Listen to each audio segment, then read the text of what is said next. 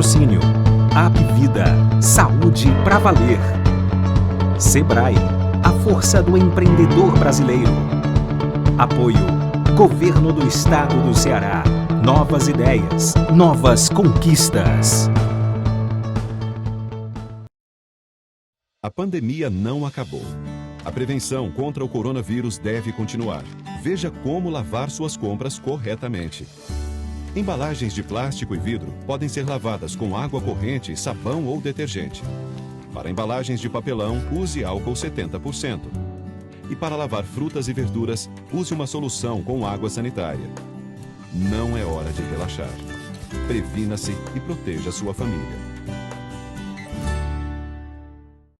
Olá, quem acompanha a Trend CE, multiplataforma de conteúdo especializado em investimentos e tendências de negócio no Ceará.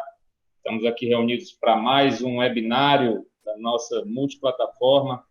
O assunto, o tema de hoje é desenvolvimento da telemedicina, abrindo oportunidades na saúde, né? A nossa proposta hoje é compartilhar com os convidados e o público em geral sobre como a telemedicina abre uma nova era do setor da saúde, que passa a integrar tecnologias diretamente com ações preventivas de tratamento, monitoramento e reabilitação de pacientes. Conosco aqui hoje, o José Luciano Monteiro Cunha, é diretor corporativo de telemedicina do sistema Apvida, o Dr. Frederico Borges, coordenador de Relações Institucionais e Governamentais da Associação Brasileira de Planos de Saúde, Abrange, e o Alain Denizar, médico de família e comunidade, especialista do Núcleo de Telesaúde, né? Vamos começar aqui trazendo os convidados para o debate, com uma perguntinha aqui básica sobre a conjuntura, a atual conjuntura da pandemia de Covid-19 no mundo, né? Sobre essa transformação digital que acabou acelerada, de certa forma, forçosamente, né, nos últimos meses, devido à pandemia. Discutia-se ano após ano o uso da telemedicina como alternativa, né, aos tratamentos, monitoramento, atendimentos emergenciais, etc. Aí, de uma hora para outra, ela teve de ser utilizada meio que em caráter emergencial, né? As pessoas tiveram que aceitar a telemedicina como um fator do dia a dia, como algo presente, de fato, na vida, e não algo projetado mais adiante, né?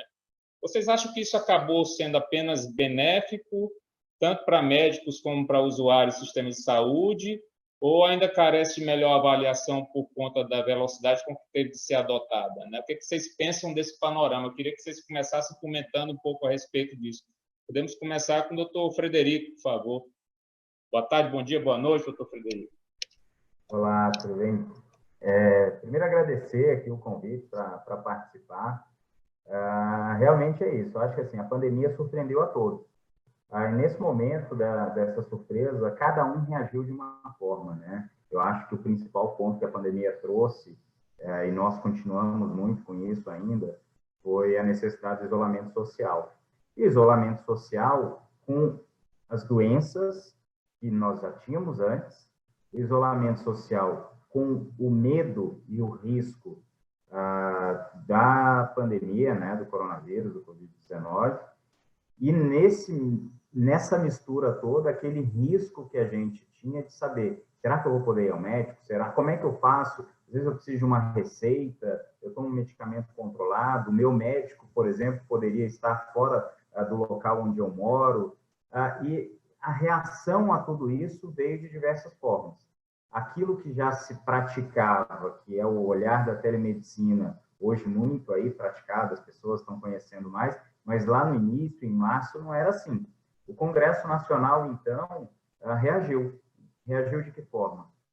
Trazendo um cenário novo, um cenário para a pandemia.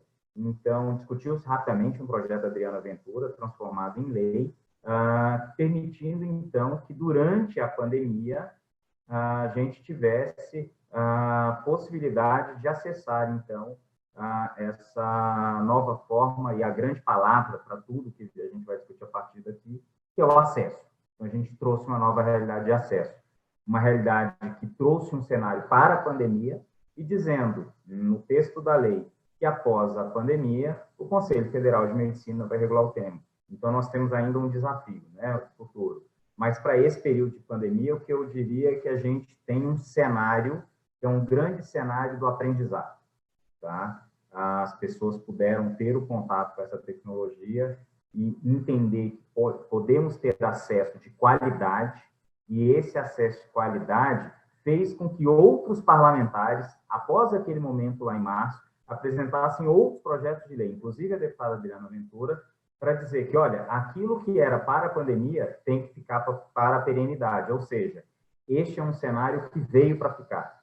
O que a gente vai discutir agora é o balizamento e a forma de se entregar esse acesso. Mas o principal, eu acho que é isso. Eu sou advogado, eu olho para a tecnologia como uma forma de acesso, um acesso de qualidade. Vejo que os desafios aí, como advogado, a gente vai ter junto a proteção de dados, a questão do prontuário, mas o principal é, nós temos uma forma de acesso que vai, com qualidade, entregar uma possibilidade nova que a gente não tinha no passado. O Brasil é um país continental, e sendo continental, nada mais faz sentido do que levar a especialidade que não chegava em qualquer lugar do Brasil através da telemedicina. Doutor José Luciano. Bem, vou complementar algumas coisas aqui, né, que o Frederico já iniciou muito bem, por sinal. Bem, a pandemia não é a primeira vez que a telemedicina recebe uma verdadeira explosão, tá, na história. 20 anos atrás, no ano de 2000, a gente teve o NATO, né, que foi uma união de estados, né, interamericanos, para promover a utilização, dentre outras ações, a utilização da telemedicina como uma forma de prover acesso a uma medicina mais especializada, tanto em zonas de guerra como em zonas de catástrofe. E nessa época, já existiam algumas guerras eclodindo no oeste do continente africano, né, na região do Oriente Médio, e isso foi utilizado com kits de ferramentas simples, até com algumas coisas um pouco avançadas de satélite, com internet satelital, principalmente, porque muitas dessas regiões tinham perdido totalmente as comunicações, né? E eles perceberam o quanto que isso tinha de valor, principalmente nessas situações. E em 2002, o pai do coronavírus estava lá, né? Em 2002, o SARS-CoV-1 surgiu na região da China e isso acabou se disseminando pouco em comparação com o seu filho SARS-CoV-2, mas foi o suficiente para que os médicos chineses, nessa época já, a gente está falando de 18 anos atrás, né, começassem a utilizar a telemedicina com uma forma muito mais contundente. É claro que a gente está falando de tecnologias de 18 anos atrás, onde o WhatsApp não existia, onde isso aqui que a gente está fazendo hoje provavelmente não estaria sendo feito com tanta facilidade, e onde as tecnologias digitais que nós conhecemos hoje, que nos conectam desde redes sociais até todos os outros serviços que estão disponíveis para nós, também não existiam. Então, nossa sociedade não era tele, como é hoje. Então, nossa sociedade hoje é tele nos aplicativos de transporte, ela é tele nos aplicativos de comida, ela é tele no lazer, e ela é tele na forma de se relacionar nas redes sociais. E a saúde não ia ficar de fora disso. A grande questão é que isso aconteceu de uma forma explosiva. Vinha tendo um crescimento já de 15% ao ano da telemedicina nos Estados Unidos e Canadá, os países norte-americanos, e na Europa, e isso estava sendo refletido para a América Latina em torno de um crescimento de 40% em 3 anos, isso foi publicado em 2017. Então, a ideia é que em 2020 a gente tivesse completado esses crescimentos que foram publicados de 40%. Nós crescemos 3.100%, tá? Em menos de 6 meses. E é claro que isso tem os seus problemas. O primeiro grande problema é que médicos e pacientes estavam despreparados. maioria absoluta dos médicos não sabia como fazer um atendimento por telemedicina. Não sabia nem que existia a chamada telepropedêutica, que pode ser uma telepropedêutica armada ou apenas observacional. E isso introduz a outros problemas consequentes a isso, como a falta de efetividade das consultas, né, ou consultas que são feitas online e acabam sendo revertidas para o presencial, às vezes desnecessariamente, pacientes às vezes insatisfeitos por não conseguir utilizar a ferramenta da forma que necessitava, ou a presença de muita opacidade digital, que é um termo que a gente usa, das diversas dificuldades que existem para o acesso, tanto do lado do paciente como do lado do profissional. Então, esses foram os principais problemas que aconteceram nesse período de introdução e expansão explosiva da telemedicina durante a pandemia. Eu não falo do Brasil apenas, eu estou falando a nível mundial, tá? E os benefícios foram muito claros. Mesmo com todos esses problemas, né, os benefícios de pacientes que continuaram seus tratamentos de doenças crônicas, mantendo-os através de telemonitoramento pela telemedicina, pacientes que conseguiram acesso a um atendimento de urgência pela telemedicina e pacientes que conseguiram até mesmo atendimento de saúde mental por ela, pois estavam sofrendo as consequências da pandemia. Então, esse é um painel que eu queria mostrar lá de trás, trazendo aqui para o mundo de 2020, para a gente entender que essa foi uma evolução de uma coisa que já estava aquecendo-se previamente, não foi simplesmente uma explosão aleatória. Doutor Alain, por favor. Oi, pessoal. Então, assim, eu falo diretamente de um posto onde eu estou ocupando. Atualmente eu sou especialista do Núcleo de Telesaúde e Telerregulação da Secretaria de Saúde do Estado do Ceará. Então, o nosso objetivo, a gente trabalha muito com a rede e a comunicação dos médicos dentro da rede, né? O conceito de rede de atenção à saúde é um conceito relativamente novo, né? Muitas vezes o nosso sistema de saúde estava preparado para fazer um atendimento que era um atendimento muito pontual, sem a conexão entre os mais diversos pontos da rede. E aí a gente começou a trabalhar muito esse conceito de rede, e surgindo profissionais que são profissionais relativamente novos, que a gente chama de reguladores, em que eles tentam facilitar o fluxo do paciente dentro da rede, bem como a comunicação dos mais diversos setores, né? Isso é importante porque a gente sai daquele modelo que é de uma medicina muito antiga, de simplesmente você olhar para o paciente como sendo um atendimento pontual. E saber que quando ele acessa, dentro da sua necessidade de saúde, ele acessa todo um sistema que necessita olhar para ele com inteireza, com integridade, né, e com o diálogo dos mais diversos pontos. Nós trabalhamos ouvindo os médicos da atenção primária, os seus encaminhamentos, tentando qualificar os seus encaminhamentos e fazendo com que o paciente certo, né, a pessoa certa, encaminhada da forma correta, esteja no lugar certo, no momento certo, com o recurso adequado, né? Isso também é um ponto, exatamente evitando o desperdício, evitando o erro, evitando deslocamentos desnecessários que onera não só o paciente, mas o sistema de saúde como um todo, né? A gente também trabalha dentro da qualificação da fila, qualificação das vagas, cavando as vagas para esses pacientes estar. Claro que eu estou falando a partir de uma perspectiva do Sistema Único de Saúde, da sua vertente pública, né? Então, eu estou falando de pacientes que estão espalhados dentro de um estado, necessitando dos mais diversos tipos de pontos de assistência e que eles têm que receber esses pontos com eficiência, né? Esse é um primeiro ponto, só a identificação de onde eu falo. O segundo ponto falando a respeito exatamente do que a gente encontra no cenário mundial, na verdade. Nós temos pacientes que não sofrem apenas de queixas agudas, né?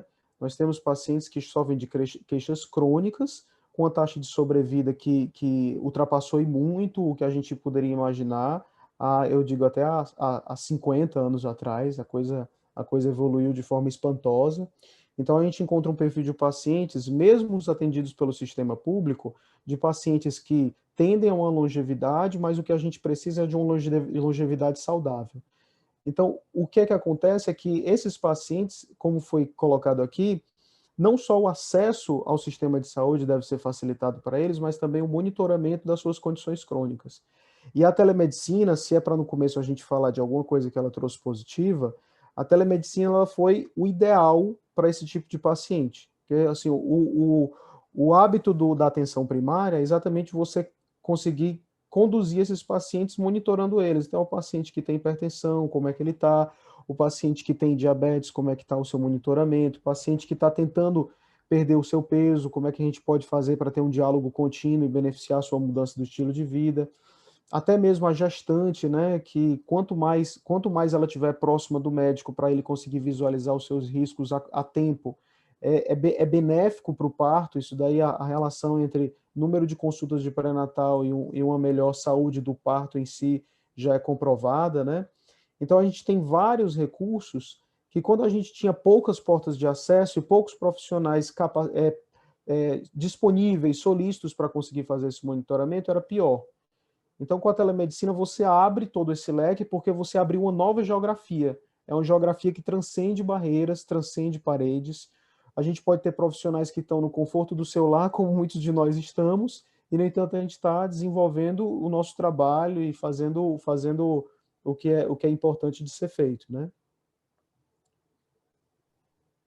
Doutor Luciano, o doutor Alan falou a respeito dessa questão da acessibilidade, né?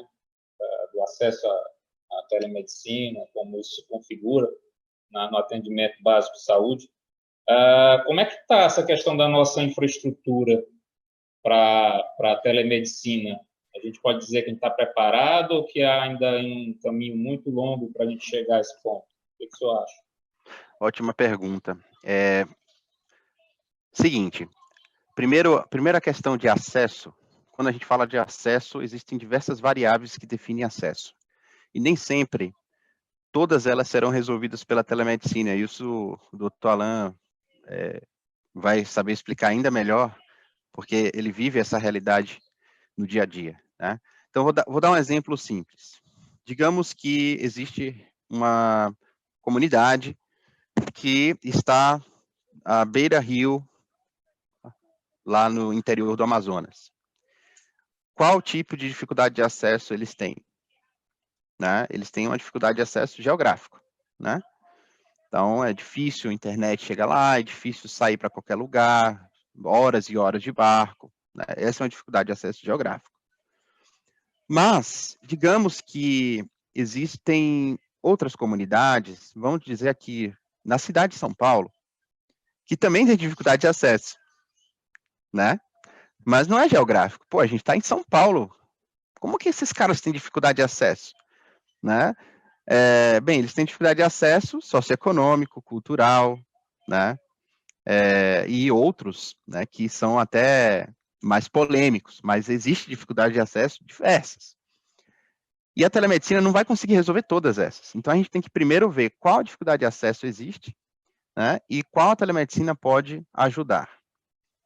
Eu acredito muito numa telemedicina que seja voltada para todos. Eu sempre falo, não pode ser para o cara que está na Avenida Paulista passeando com o smartphone Apple na mão, né?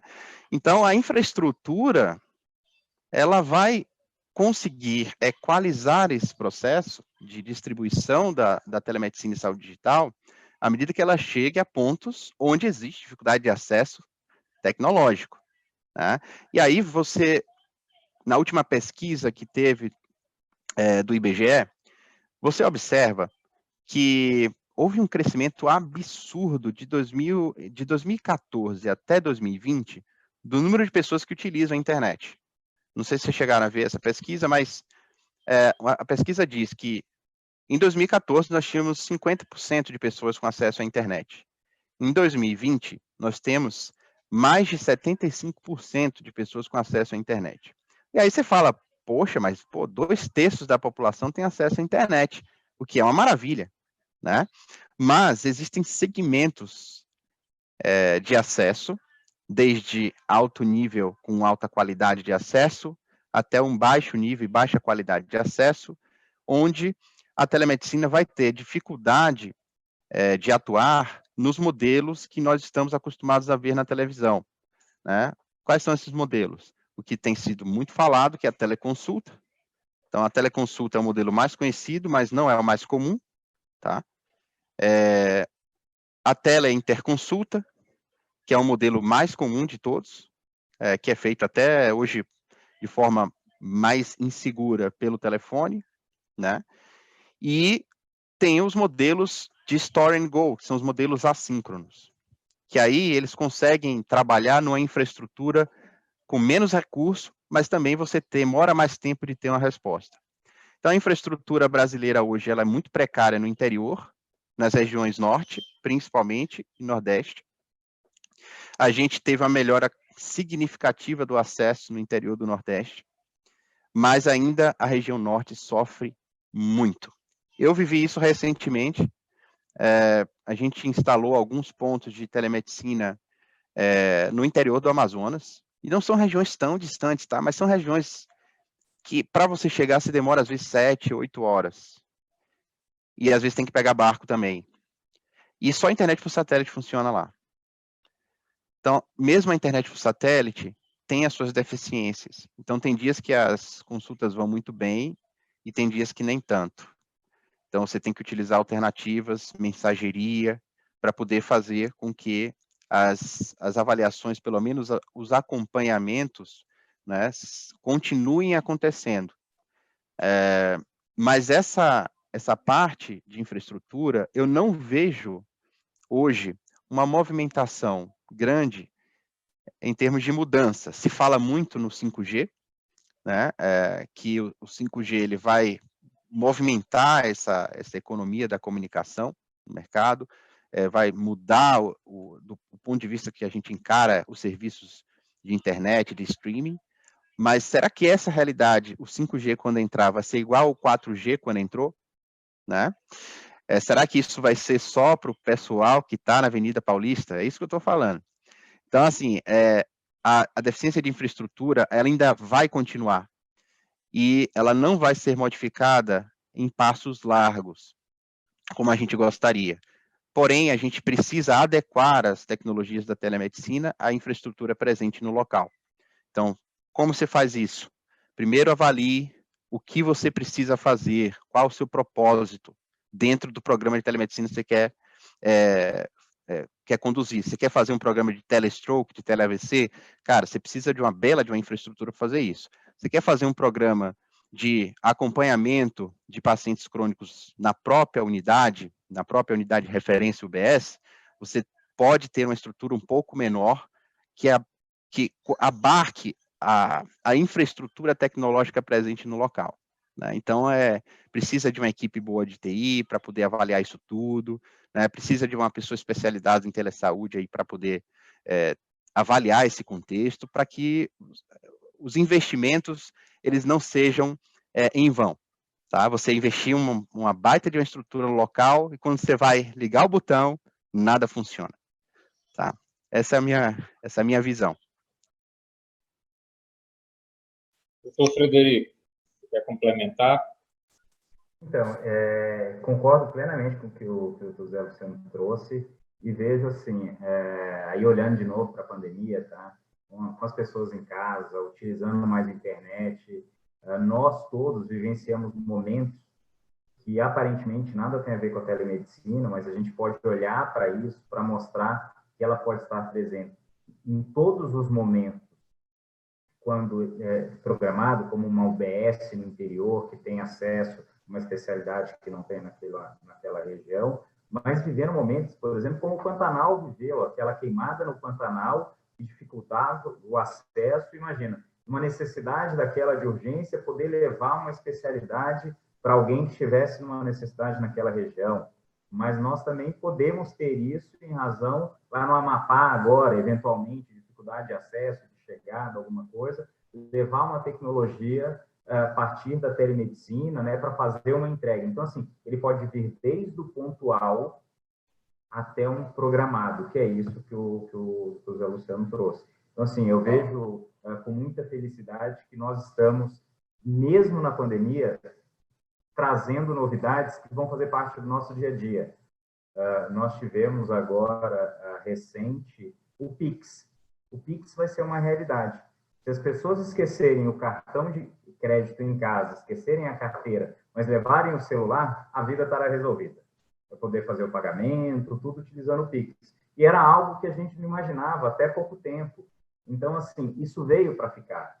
E a segurança, seja lá no Pix, dentro do sistema bancário, e o sistema bancário precisou de maturidade para reconhecer que isso era possível, como nós teremos aqui também. Então, assim, eu vejo com muita felicidade e com muitos desafios. O olhar continental, eu vejo, assim, nós tivemos recentemente realidades muito difíceis, né, de especialistas que estavam com dificuldade de circulação em razão das restrições no Brasil, mas que puderam, das suas casas, levar acesso de qualidade a essas pessoas que precisavam. Seja em razão da pandemia, daquilo que é a doença decorrente da pandemia, seja em razão de outras doenças. Então, a gente está falando de câncer, a gente está falando de telesaúde, a gente não está falando só da parte médica, a gente está falando do psicólogo que pôde atender aquela pessoa que estava ansiosa em casa, daquela pessoa que começou a participar aqui, como nós estamos, de lives, e uma pessoa nervosa começou a precisar ali, eventualmente, ela tinha passado por um processo de treinamento da sua voz e voltou a ter uma dificuldade de voz, e o fonoaudiólogo pôde ajudar. Então, o universo daquilo que a telesaúde proporciona, lógico, respeitadas as barreiras tecnológicas, mas enfrentadas as barreiras tecnológicas, é um universo novo de qualidade para a população. E esse eu acho que é o grande chamado que a gente tem que ter para pedir àqueles que eventualmente entendam que não é o momento de evoluir, enxerguem naquele que utilizou e está aqui hoje satisfeito e principalmente com saúde, como o grande motivador para que essa ferramenta que a gente pôde conhecer mais, porque ela já existia, mas conhecer efetivamente, e fique para a perenidade. Oi, Peri, eu queria dar umas considerações aqui, né? Eu entendi as colocações do Dr. Luciano, mas eu queria dizer que eu acho que o acesso ele já foi facilitado, e eu acho que ele vai ser facilitado ainda mais, né? Só trazendo um pouco do exemplo do que a gente tem aqui no Ceará, que a gente atende regiões pobres. Então, a gente está começando um serviço de teleconsulta, que é um serviço que tem seus sinões, né? Teleinterconsulta também é outro que a gente já está bem mais avançado, como o próprio Dr. Luciano disse. Mas, por exemplo, a pessoa que ela vai ser atendida pela primeira vez no ambulatório de especialidades de um hospital geral nosso, ela tem, se o especialista assim achar necessário, ele diz, não, seus consultas a partir de agora, elas poderão ser feitas à distância, até que a gente combine o contrário, até que a gente veja uma necessidade mais premente de eu lhe avaliar ao vivo. Porque muitas vezes você pega, por exemplo, uma pessoa que tem epilepsia, na maior parte das vezes, quando você chega no nível terapêutico da droga, para a gente controlar, só mesmo para fazer represcrição, a fim de ela manter aquela droga que está deixando ela controlada. E essa represcrição não precisaria dela ao vivo, né? E às vezes a gente só tem praticamente um grande ambulatório com especialidade específica de alguém que tem subespecialidade em epilepsia, aqui no Ceará, né? Os mais diversos profissionais, eles são neurologistas clínicos gerais, que eles podem dar esse amparo nos mais diversos pontos de policlínica, mas quando a coisa complica, se a pessoa for refratária, ela tem que vir necessariamente para a capital. Mas, por exemplo, num laboratório como esse, a gente consegue fazer com que a paciente ela seja atendida de onde ela está. Se for num rincão muito pobre, ela pode ir, em vez de ela ir para a capital, às vezes demorando 6 horas de viagem dentro do ônibus, no caso da Covid, se submetendo aos transtornos de ser infectada, né? Ela simplesmente pode se deslocar para o distrito dela, para onde fica a sede, e na sede a Secretaria de Saúde disponibilizar o acesso a isso daí. Então, é a mesma coisa que antes a gente pensava. A Secretaria de Saúde ela tem obrigação de dar a ambulância, obrigação de dar o transporte. Hoje, é a obrigação de dar um ponto de internet, né? Um dia eu estava discutindo com um colega que é do GT, do grupo de trabalho, lá da Sociedade Brasileira de Medicina de Família, eu dizendo assim, cara, mas isso já faz um tempo que eu discutia com ele. Eu acho que eu discutia na época que eu estava na residência, faz tempo, assim, uns 10 anos. Aí eu dizia, cara, eu não tenho aqui no meu posto isso há 10 anos, eu não tenho no meu posto de saúde uma internet que preste para eu ficar conseguindo debater com vocês em telesaúde, na interconsulta. Aí ele disse assim para mim, hoje faz parte da valise do médico um pendrivezinho para 4G. Assim, você tem o estetoscópio, você tem o oftalmo, você tem, ó, né, sei lá, o tensiômetro, você tem que ter um pendrive para 4G para você conseguir se conectar com a internet, né? Foi falado aqui do 5G, eu achei interessante porque o 5G, na verdade, ele vem como uma política de Estado, né? Embora ele seja patrocinado por grandes corporações, a gente podia até falar da família GAFA aí, né? Google, Apple, Facebook e Amazon, que já estão ali pesado com os investimentos nisso, mas eles vêm querendo que isso seja uma política, que seja incorporado pelos estados. Então não é simplesmente a pessoa ter um chipzinho dentro do seu celular que está disponível para 5G. Ele quer que as cidades se transformem em cidades digitais, como a gente vê em algumas cidades mais robustas, que você vai em zonas que são Wi-Fi free. Esse Wi-Fi free, eu acho que vai se transformar na realidade de todo... Eu vou ser bem otimista aqui, mas é porque a tecnologia ela avança a passos rápidos, né? Ela vai se transformar numa realidade global, porque eles querem que tudo esteja conectado e todos estejam conectados. Então, assim, a gente tem que cavalgar nisso. O que eu vejo, então, o acesso ele vai ser facilitado, e eu acho que em menos tempo do que a gente imagina, né? Quando, é igual assim, hoje você entra num restaurante e diz assim, desligue seu Wi-Fi para você conversar com autenticidade. Eles falam isso porque eles sabem o quanto que as pessoas já estão tão imersas dentro desse contexto do sem fio, que elas acabam esquecendo da própria vida. Isso é um lado ruim, mas pelo menos olhando para o lado da conectividade entre pontos distantes é uma coisa interessante. Uma das coisas que eu queria colocar, que é uma temeridade para nós da saúde, que foi algo que eu coloquei lá no começo, quando a gente estava ainda preparando nossas temáticas, é até que ponto, e aí, na verdade, dialoga com um pouco com essa sabedoria das placas de restaurante, até que ponto as pessoas vão entrar tanto dentro dessa realidade que elas vão esquecer de aspectos essenciais que no presencial a gente tem que fazer, né? Uma boa anamnese, um bom exame físico, uma medicina baseada em evidências e começar a proliferar as iatrogenias. Porque a gente sabe que a medicina ela não é uma ciência simples. E quanto mais você tem acesso ao médico, ótimo, mais você tem a oportunidade de tratamento. Mas também mais você tem a oportunidade de você ser submetido ou ser vítima de erros, né? Então, acho que um dos nossos grandes desafios é como, apesar do encurtamento das distâncias, fazer esses contatos não presenciais não gerará necessariamente uma sobrecarga no sistema de saúde de resultados iatrogênicos, né? Você falou agora, doutor Alan, sobre a questão da segurança, né? Na telesaúde, né? Eu queria que vocês ampliassem um pouco mais esse tema para o que a gente está discutindo. Doutor Luciano, quais são aí como é que a gente pode olhar para o que é que os gestores da saúde pensam a respeito dessa questão da segurança da telesaúde? Qual a coisa mais premente dessa temática?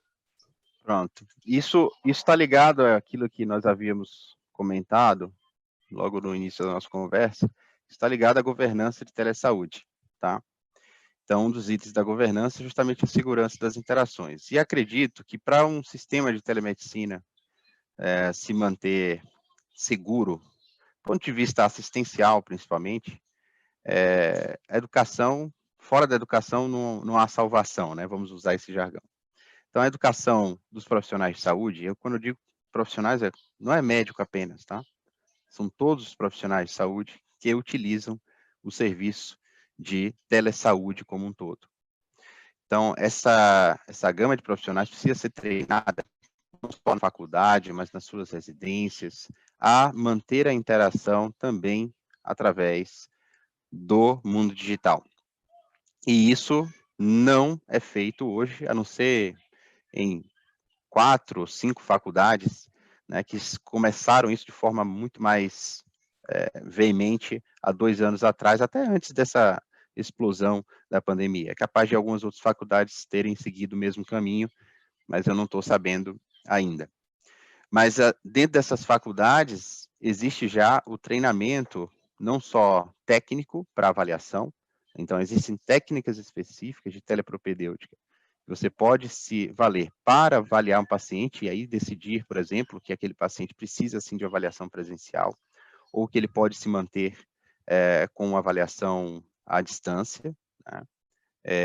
E existem técnicas que são auxiliadas por aparelhos específicos do lado do paciente para aproximar mais o ouvido do médico, já que ele não pode tocá-lo, aproximar o ouvido através da tecnologia, tá? Então, essa é uma realidade que aqui no Brasil a gente está ainda sem a oportunidade de disseminar pelo custo excessivo desses materiais, mas existem hoje desde câmeras específicas para avaliação do paciente, avaliação intraoral, avaliação de fundo de olho, avaliação da estrutura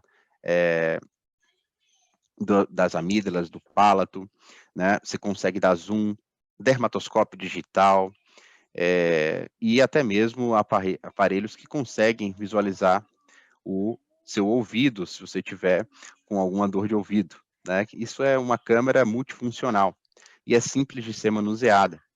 Mas isso é muito caro, né? Vem importado e a gente não tem hoje condições de escalar com um serviço como esse. Com dólar a 5,40 fica praticamente impossível, né? Bem, e aí você tem também a questão de segurança de dados, que é outro ponto que muitos de nós médicos ainda não estava tão ligado nisso, porque os dados dos nossos pacientes no prontuário, nós achamos que realmente o prontuário é uma santidade, né? É uma entidade que é inviolável. Mas a gente vê em vários locais do mundo que não é bem assim, e agora com o advento da telemedicina, isso se tornou ainda mais importante a gente tomar o máximo de cuidado durante as interações que são realizadas. E essas interações precisam ser realizadas por plataformas seguras, que seguem os protocolos da LGPD ou o protocolo IPA, que é um protocolo internacional, que é utilizado em alguns países. Então, a segurança passa por uma política de educação, para resumir, né, uma política de educação dos profissionais de saúde na telemedicina. Sem isso, as consultas podem realmente ter esse risco que o Dr. Alan falou, de serem inefetivas, de tornarem o sistema de saúde mais gastador em termos de exames subsidiários, porque o profissional de saúde fica inseguro na sua avaliação, e também precisa de uma política pública de incentivo à segurança da informação, que já está acontecendo, devido à questão de tornar um sistema, né, que é um sistema com informações delicadas sendo trocadas, seguro para que essas informações não vazem, né? Então, seguir à risca as regras de LGPD e protocolos IPA. Vocês querem complementar, doutor Frederico, Alan? Só trazer um pouco nesse cenário, mostrar como a gente vem evoluindo, né? No final de 2018, nós tivemos aprovado uma lei que permitiu que a receita pudesse ser utilizada em todo o Brasil. E agora, durante a pandemia, em razão da telemedicina, nós trouxemos o cenário da prescrição digital, né? E a certificação digital, permitindo, então, que essa receita fosse prescrita para alguém por sistema de telemedicina e dispensada na farmácia com todo o respeito ali, aquilo que a ética médica traz em termos de prescrição. E a gente está aqui caminhando no final e dizer o seguinte, esse é o grande desafio, né? O legislador, o Luciano, colocou a questão da LGPD, e na saúde ele fez uma ressalva, que é uma ressalva que mostra que a saúde é diferente. Mas o olhar do médico, o nosso olhar enquanto paciente, é um olhar diferente, que é em benefício do titular de dados. Então, é assim, eventualmente, algum olhar que se tenha para a questão da proteção de dados, a gente tem que olhar na saúde que, eventualmente, um compartilhamento que poderia ser criticado, quando é em benefício dele, ele pode ser permitido. É o caso ali, né, eventualmente, um médico que está com um paciente ali na mesa da cirurgia e precisa de um auxílio por ali, telemedicina, vamos chamar assim, de um especialista que está fora ali daquele centro cirúrgico e compartilha informação rapidamente. Mas o que eu fico feliz é que, assim, eu vejo que a saúde já mudou e ela vai mudar mais. A gente tem que estar preparado, e aqui na Abrange, na Associação de Planos de Saúde Brasileira de Planos de Saúde, nós estamos nos preparando muito para isso, que é para entregar para o nosso beneficiário aquilo que ele espera, que é a melhoria do acesso. Oi, uma coisa que eu queria ressaltar, aí saindo também, aí entrando dentro da discussão da segurança, é que falta uma cultura, a questão de cultura, né? Primeiro, uma cultura do paciente, que é ainda agora que está sendo acessado e que também não está entendendo muito bem como é que funciona isso, né? Isso em todos os lugares, porque eu também tenho acesso, eu sei como é que está funcionando a telemedicina no sistema privado, mas também no nosso sistema público, né? Então o paciente, uns têm segurança, outros têm medo, outros não entendem mais ou menos como é que funciona essa interação. Então realmente a gente vai ter que fazer uma nova cultura. Mas por parte do médico, deve-se haver uma cultura também de trabalhar em equipe, né? Por exemplo, hoje um dos nossos principais, acho que um dos nossos principais desafios dentro do nosso núcleo de telesaúde é fazer com que o médico da ponta entenda o quanto que ele tem que interagir ao máximo com o especialista para que ele consiga já resolver o problema na ponta, né? Então, assim, ainda não tem isso, ainda tem muita cultura de se eu não conseguir resolver, vou me encaminhar. Mas a nossa conectividade, ela está aumentando tanto que a gente está conseguindo fazer com que os especialistas conversem com os médicos assistentes da atenção primária praticamente em tempo real. Se não em tempo real, a gente dá um prazo aí de 24 a 72 horas no máximo para conseguir responder as perguntas deles. Isso daí já dá alguma segurança, né? Em vez de ser só a teleconsulta, que já pode ter um viés de provocar mais erros, mas pelo menos é o que a gente tinha falado, que é a teleinterconsulta, né?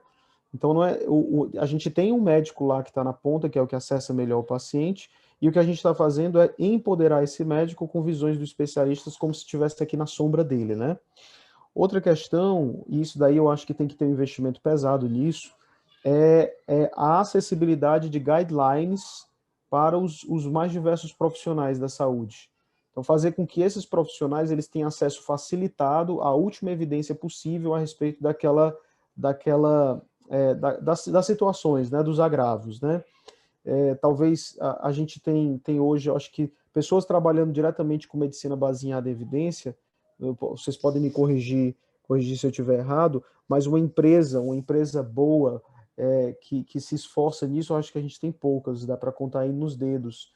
Enquanto a gente tem empresas internacionais que trabalham na manufatura de guidelines, de algoritmos, que têm evidência, entendendo o que é que você pode tirar de melhor da literatura médica, você tem grandes empresas robustas, né? Teve uma época que, através da Universidade Federal do Rio Grande do Norte, pelo Programa de Saúde Baseada em Evidência, a gente teve uma época que teve acesso a esses guidelines, que eram guidelines internacionais, principalmente anglo-saxões. Mas aí, por falta de recursos, eu acredito, a assinatura caiu e a gente deixou de ter acesso a essas benesses, né?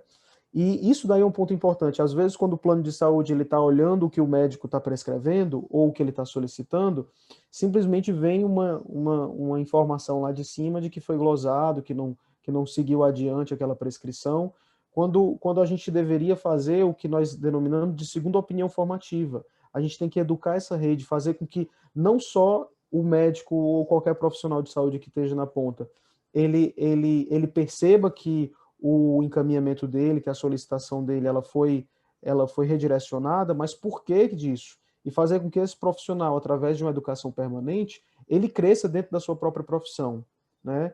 E essa educação, que agora é uma educação ainda mais facilitada porque é à distância, né?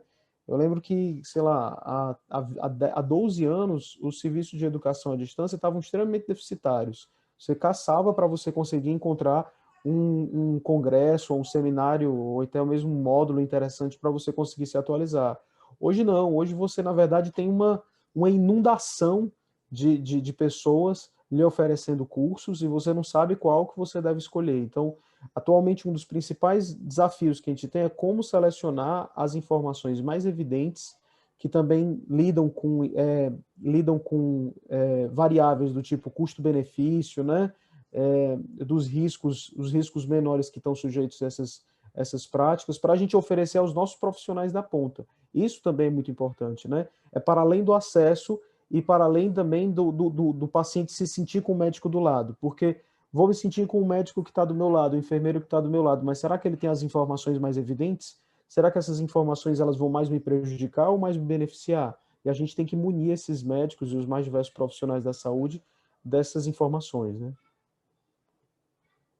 Doutor Luciano, eu queria que o senhor compartilhasse agora com a gente a respeito dos principais desafios do sistema Apivida durante a pandemia com relação à telemedicina. O senhor tem para compartilhar com a gente a respeito? Foram grandes desafios, né? Apesar da gente já ter uma experiência grande com teleinterconsulta, e a teleinterconsulta, nessa época, a gente já tinha 23 unidades hospitalares conectadas no sistema de teleinterconsulta para várias especialidades, né? E fora as unidades ambulatoriais. Mas a teleconsulta, ela não era uma realidade dentro do sistema Apivida. E a gente introduziu a teleconsulta inicialmente para o modelo de atendimento COVID. Mais de 85% das consultas eram realizadas por pessoas que estavam realmente com sintomas. Foi justamente naquele pico entre março a junho, onde teve grande número de casos. E depois, a gente, pensando na sustentabilidade desse programa, a gente transformou ele num verdadeiro PA digital, né, onde hoje 5% das consultas são realizadas por sintomas de COVID e 95% por outras queixas, as mais diversas queixas que podem existir, que muito provavelmente iriam até o hospital e fariam diversos exames e iriam para casa com uma dipirona ou algum analgésico simples para poder resolver os seus sintomas. A gente sabe que é uma realidade comum nas emergências de todo o Brasil. E, além disso, esse sistema que ainda hoje continua e é estratégico, né, para a empresa, vai continuar, o sistema do PA digital. A gente faz mais de 1.000 consultas por dia só nesse PA digital. Então, é como se fosse um grande hospital mesmo. A gente tem um sistema de teleconsultas eletivas para algumas especialidades que são mais complicadas em algumas regiões. A gente procurou fazer essa triagem, onde o acesso a essas especialidades era um pouco mais complexo, e a gente possibilitou o acesso através da teleconsulta marcada, né, agendada com o especialista. Então, a gente tem algumas especialidades hoje já rodando, e acredita-se que, como existe hoje uma cultura com os beneficiários da Apivida sendo construída da teleconsulta, a procura, a demanda tem sido cada vez maior. Então, a gente vai ter que provavelmente aumentar mais ainda a disponibilidade até 2021 para que consiga abarcar todos que querem realizar esse tipo de avaliação. Então, mas o desafio principal foi o desafio da mudança, tá? O desafio da mudança de perspectiva, né, de um sistema de telemedicina que funcionava de uma forma e foi para outra, que é totalmente diferente do modelo de interação, e desafios tecnológicos. Eu acho que todos nós tivemos desafios tecnológicos grandes. As equipes de TI aprenderam muito com essa interação num ambiente totalmente descontrolado, que é o ambiente do paciente, às vezes no ambiente web, que também é totalmente descontrolado. A gente conseguiu aparar as arestas, outras arestas continuaram um pouco para fora e a gente não conseguiu aparar tanto, e a gente foi aprendendo nesse caminho. Então, foi um caminho de muita aprendizagem, de muito trabalho colaborativo com as equipes de tecnologia, e acredito que ainda existe um longo caminho pela frente para a gente construir algo com uma translucência digital perfeita. Perfeito, doutor Luciano.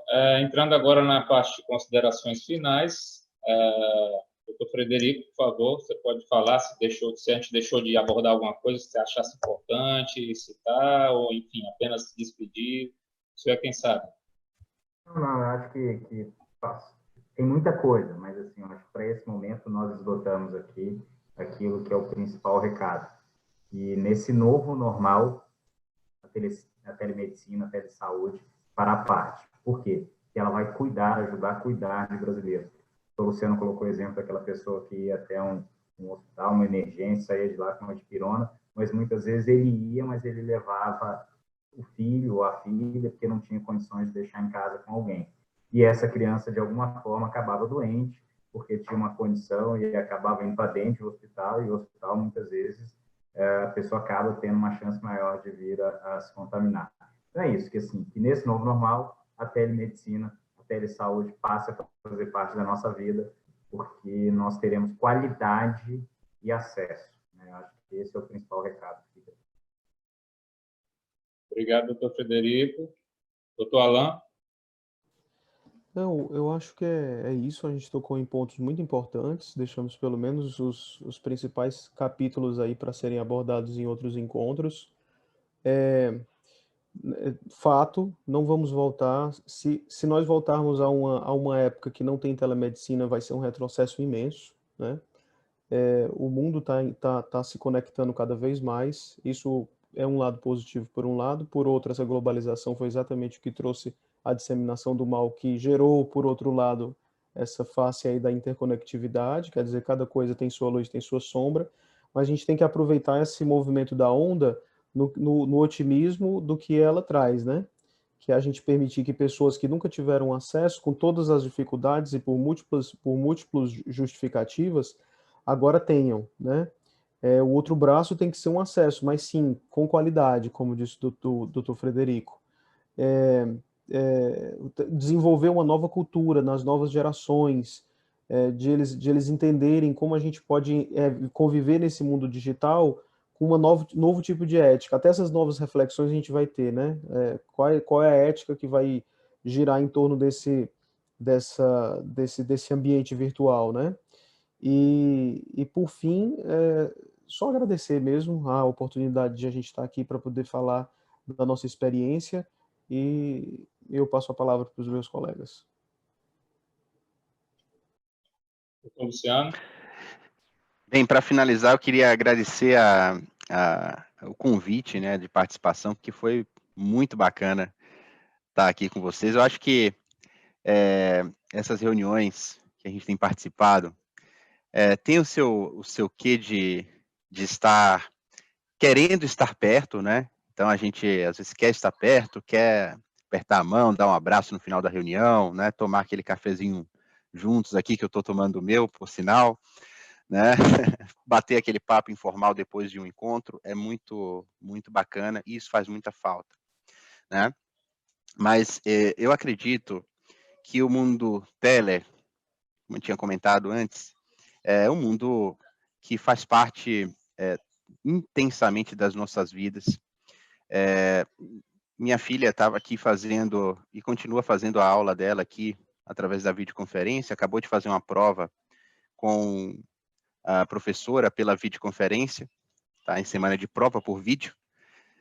É uma situação complicada para todo mundo, mas essa geração, minha filha que tem 7 anos, não vai ser a mesma geração que estava há 10 anos atrás, e eles vão encarar totalmente diferente a forma como se relacionam. Não tenha dúvidas que uma experiência como essa, intensa, que eles estão vivendo há praticamente um ano, convivendo através do mundo tele, não vai se refletir na idade adulta.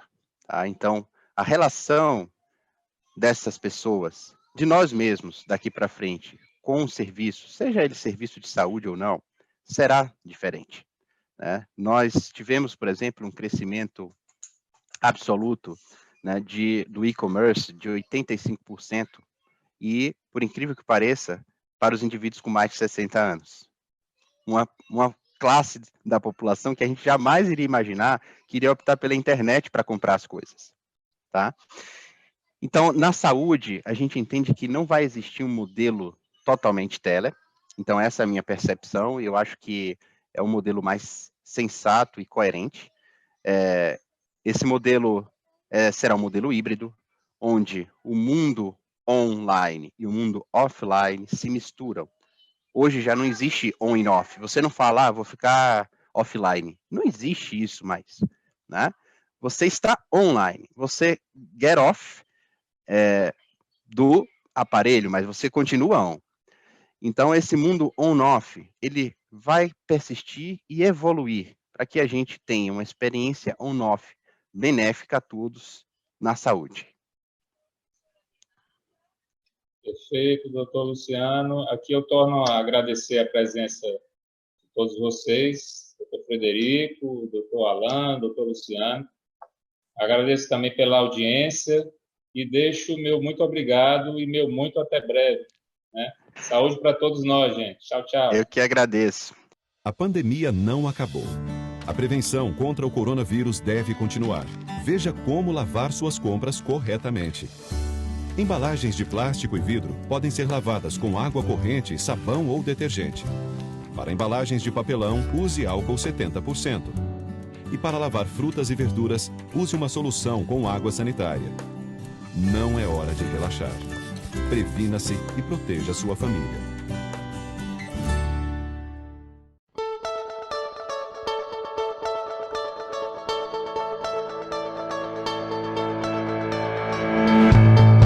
Patrocínio Apvida, saúde pra valer. Sebrae, a força do empreendedor brasileiro. Apoio Governo do Estado do Ceará. Novas ideias, novas conquistas.